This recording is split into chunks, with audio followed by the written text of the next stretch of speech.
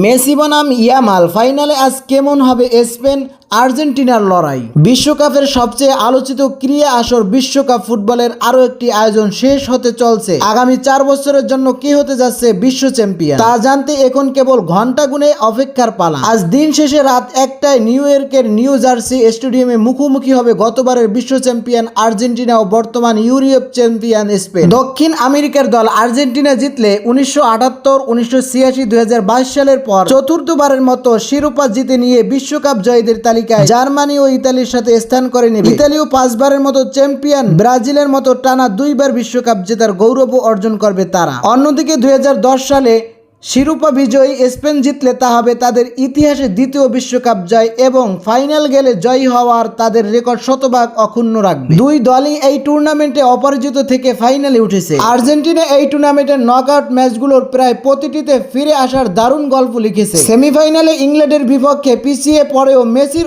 অসাধারণ নেতৃত্বে মার্টিনেজের গোলে 2-1 ব্যবধানের জয় ছিনিয়ে আনে। এর আগে শেষ 16তেও মিশরের বিপক্ষে 2-0 গোলে পিছিয়ে থেকেও 3-2 গোলে ফিরে আসা মতো নাটকীয়তা দেখে। বিশেষত শেষ 15 মিনিটে প্রায় প্রতি ম্যাচেই একাধিক গোল দিয়ে আর্জেন্টিনা নিজেদের ধীর মানসিকতা ও জয়ের তীব্র ইচ্ছার প্রতিফলন ঘটিয়েছে। এখন পর্যন্ত 7 ম্যাচে আর্জেন্টিনা 19 গোল দিয়েছে, যা দলগুলোর মধ্যে সর্বোচ্চ এবং পরিসংখ্যান দলটির দারুণ আক্রমণ ভাগের প্রমাণ দেয়। অন্যদিকে স্পেন তুলনামূলকভাবে কম নাটকীয়তায় ফাইনালে উঠেছে। টুর্নামেন্ট জুড়ে দারুণ খেলতে থাকা সেমিফাইনালে 2-0 গোলে হারিয়ে মাটিতে নামিয়েছে ফ্রান্সকে। সেদিনও স্পেন পুরো খেলা নিয়ন্ত্রণ করছে। এর আগে ম্যাচগুলোতে পর্তুগালকে শেষ মুহূর্তে একমাত্র গোল এবং বেলজিয়ামকে শেষ মুহূর্তের দেওয়া গোলে 2-1 ব্যবধানে হারায় এবং সেই হিসাবে বলা যেতে পারে যে বিশ্বকাপের ফাইনালটি হতে যাচ্ছে সেরা আক্রমণ বনাম